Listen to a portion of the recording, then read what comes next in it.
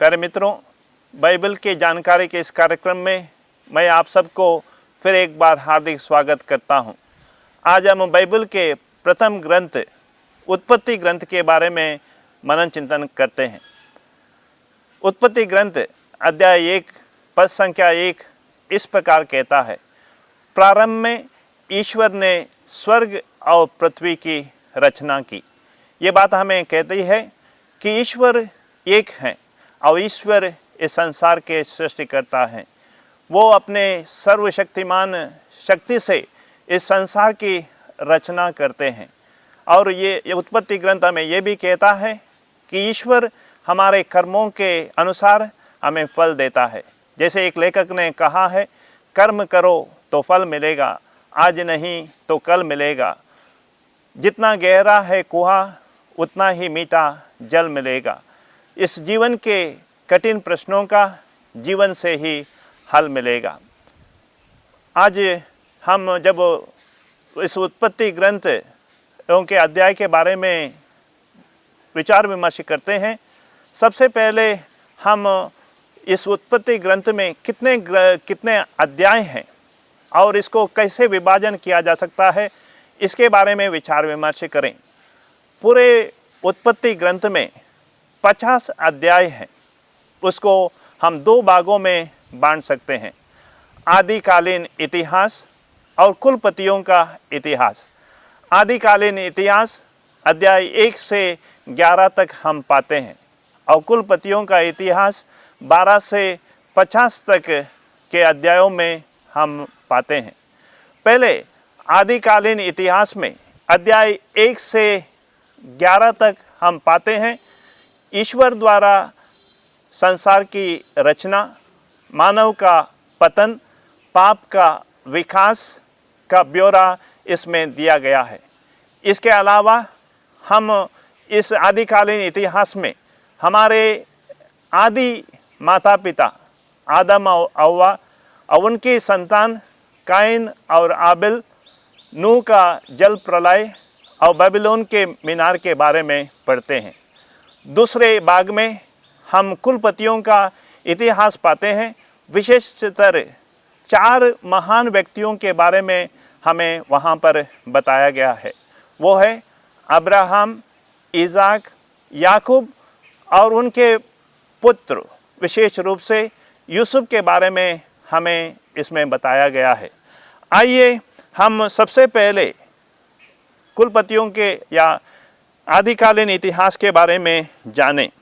उत्पत्ति ग्रंथ अध्याय 1 से 11 तक हमें यह कहा गया है कि ईश्वर ने एक ऐसी दुनिया बनाई है जहां जीवन फल फूल सकता है। एक ऐसी दुनिया प्रस्तुत करता है जिसमें अलौकिक घटनाओं को देखा जा सकता है। ईश्वर मनुष्यों के साथ बातचीत करते हैं और उनके साथ एक संबंध बनाते हैं। उत्पत्ति ग्रंथ यह कहता है कि ईश्वर ने बिना किसी तत्व के और मात्र अपने शब्द के दुनिया की सृष्टि की। ईश्वर के शब्दों में अपार शक्ति निहित है और ईश्वर ने मनुष्य को सब कुछ बनाने के बाद सबसे अंत में बनाया। इसका तात्पर्य यह है कि ईश्वर ने उसके रहने के लिए एक उपयुक्त वातावरण तैयार किया। उसे अंत में बनाने के द्वारा ईश्वर ने संपूर्ण सृष्टि में मानव की महत्ता और प्रमुखता का प्रकट किया है। वो सारी सृष्टि का शीर्ष के रूप में उन्होंने रचा है। इसके 4 कारण हैं। मनुष्य को इस संसार में परमेश्वर का चरित्र प्रदर्शित करने के लिए बनाया गया है। परमेश्वर के प्रतिनिधि के रूप में उसके संसार में राज्य करने के लिए वो नियुक्त किया गया है।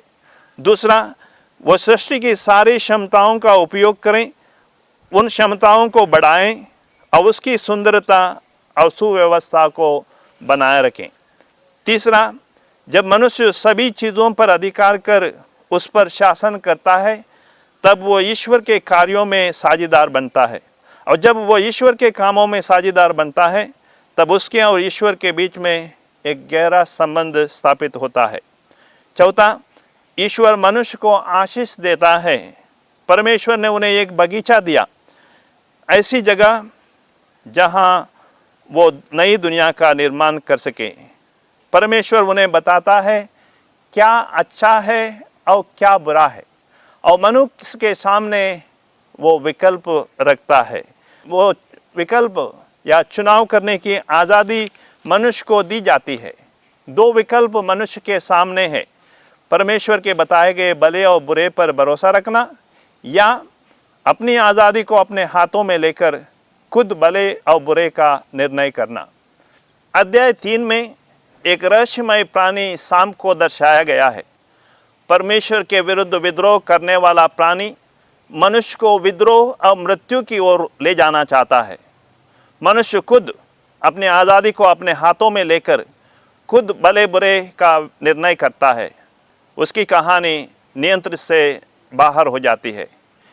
लेकिन ईश्वर वादा करता है कि एक दिन स्त्री का वंशज जो सांप का सिर पर घातक हमला करेगा, जब सांप का सिर कुचला जाएगा, वो उस वंशज की एड़ी काटेगा।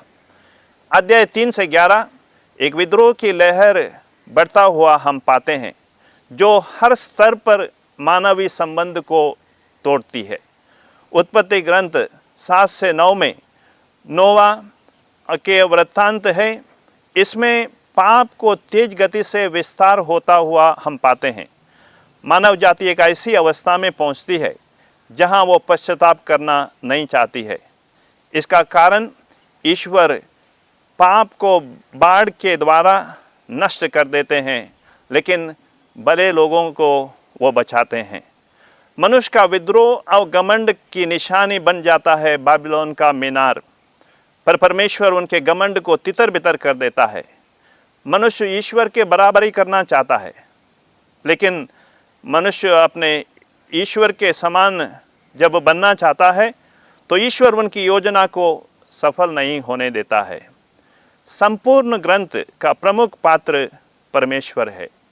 वो पाप करने वाले मनुष्य को दंड देता है, धर्मी मनुष्य का न्याय करता है, अपनी आज्ञा मानने वालों की भलाई करता है और उनका मार्गदर्शन करता है। वो अपने निजी लोगों का इतिहास को सुगठित करता है। इस ग्रंथ में हम देखते हैं जीवन के प्रमुख सवालों का जवाब यहाँ पर मिल जाता है। उत्पत्ति ग्रंथ में ये पूछा गया है कि हम कहाँ से आए हैं, और उत्पत्ति ग्रंथ जवाब देता है ईश्वर ने हम सब की सृष्टि की है। ये दूसरा सवाल हम पूछ सकते हैं, हम यहाँ क्यों हैं? उत्पत्ति ग्रंथ कहता है कि हम इस दुनिया में हैं परमेश्वर से अच्छा संबंध रखने के लिए, अच्छा जीवन बिताने के लिए, अपने जीवन को सार्थक बनाने के लिए। और अंत वाला सवाल, मृत्यु के बाद हम कहाँ जाते हैं? और उत्पत्ति ग्रंथ कहता है कि हमें मृत्यु के बाद जाकर हमारे पूर्वजों या हमारे ईश्वर से मिलना है। हम जानते हैं कि नूह के जल प्रलय के बाद भी जब मनुष्य की वृद्धि होती है, पाप बढ़ता जाता है, लेकिन पाप बढ़ने के बावजूद ईश्वर उनसे वादा करता है कि वो उनको बचाएगा। लेकिन ईश्वर क्या करता है, इसका उत्तर हम अगले पाठों में पाते हैं। तो आइए आज के लिए उत्पत्ति ग्रंथ अध्याय 1 से 11 तक आपके सामने है। इंतज़ार कीजिए अगले सप्ताह तक। धन्यवाद।